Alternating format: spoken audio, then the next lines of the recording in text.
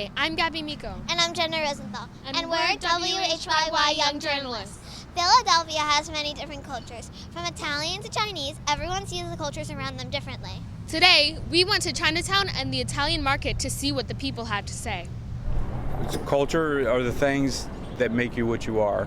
Culture is how you live, what you learn, how you see things. Like if you're Chinese or American.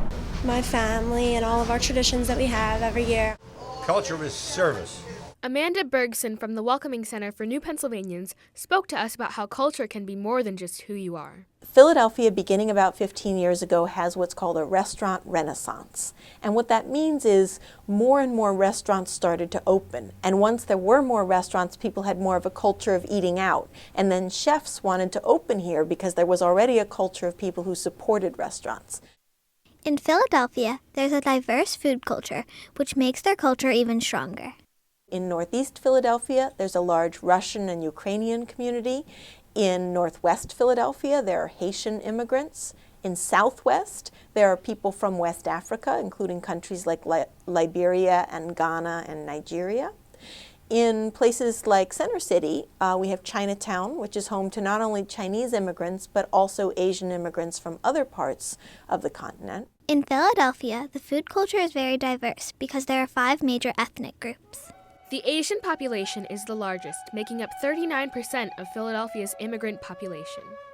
Just currently around here near Chinatown, of course you see a lot of the Chinese culture. Even within the Chinese culture you have like subcultures, because say for example my ethnicity is Chinese, but within Chinese I'm considered Fujonese. Like we're all considered Chinese and fall under one culture, but since we're from a different location, we each have our own like specific culture. Food plays a big role in any culture. And in Chinatown, it's not just about Chinese food. People can taste dishes from countries throughout all of Asia. Each restaurant, they're different flavor, different culture. Have like, say for example, like Sichuan, which is spicy. You have the Canton style, like for the dim sum.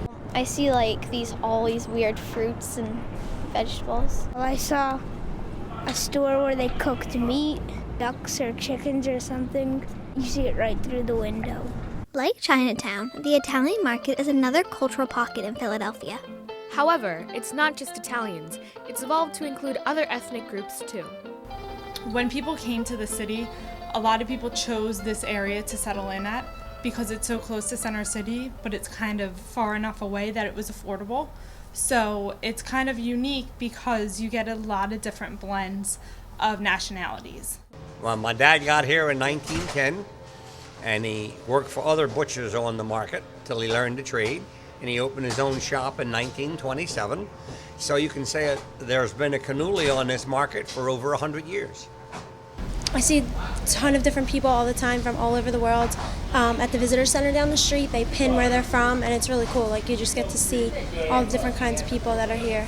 In the last week, I've seen Norwegians, I've seen French, I've seen Irish. I think I had somebody from India last week as well. We have all kind of cultures down here.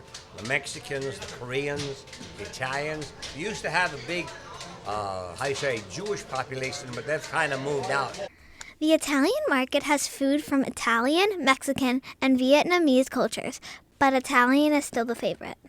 My favorite food would probably be going over to DeBruno's and Claudio's and getting cheese. Pasta and raviolis, meatballs, gnocchis, all that kind of stuff. So. Many visitors and residents in Chinatown and the Italian market had different opinions about whether or not they felt like they were visiting a different country. I would say so. It feels like Italy up here. Kind of feels, since there is that Italian atmosphere and then the Mexican stuff too, it's a lot, I don't know, it feels different. I'm from Shanghai, China, and I feel kind of similar to my hometown.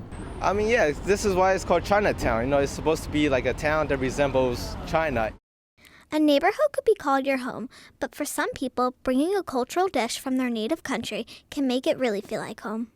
You also have the phenomenon that Philadelphia is a city of neighborhoods, and immigrants, like everybody else, are settling into neighborhoods.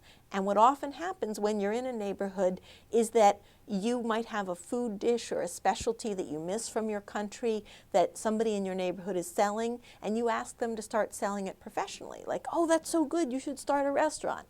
And sometimes people do. Culture is very important in a lot of communities, especially Philadelphia. Food is one of the main influences when creating culture.